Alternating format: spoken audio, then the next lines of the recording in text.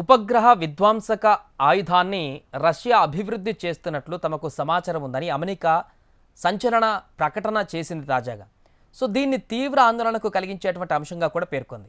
So ఆయుధాన్ని ఇంకా ప్రయోగించలేదని తెలిపింది. ప్రస్తుతానికైతే ఎలాంటి ముప్పు లేదని శ్వేత సౌధం ప్రతినిధి జాన్ కిర్బీ స్పష్టం చేశారు.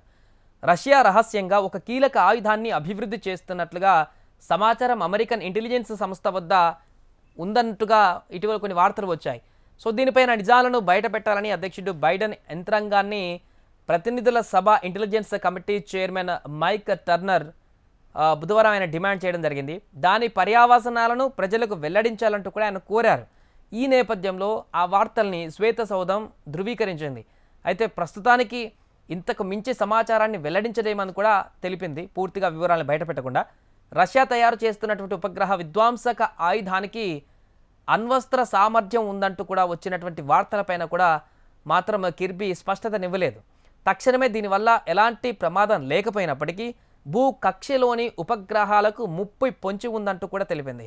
సో దిగువ కక్షలో ఉండేటువంటి వ్యోమగాములకు సైతం ఇది ప్రమాదకరం అంటూ కూడా వాళ్ళు వెల్లడించడం జరిగింది.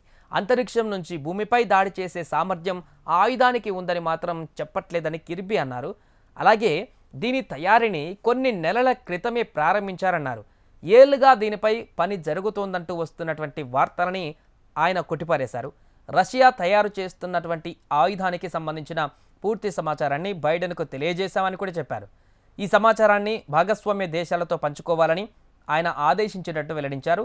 ఒకవేళ మాస్కో అణ్వస్త్ర సామర్థ్యం ఉన్నటువంటి ఆయుధాన్ని అంతరిక్షంలోకి పంపితే అది చాలా ప్రమాదకరమని American enterprise institute space and defence budget నిపుణుడు టాడ్ హారిసన్ కూడా వెల్లడించారు.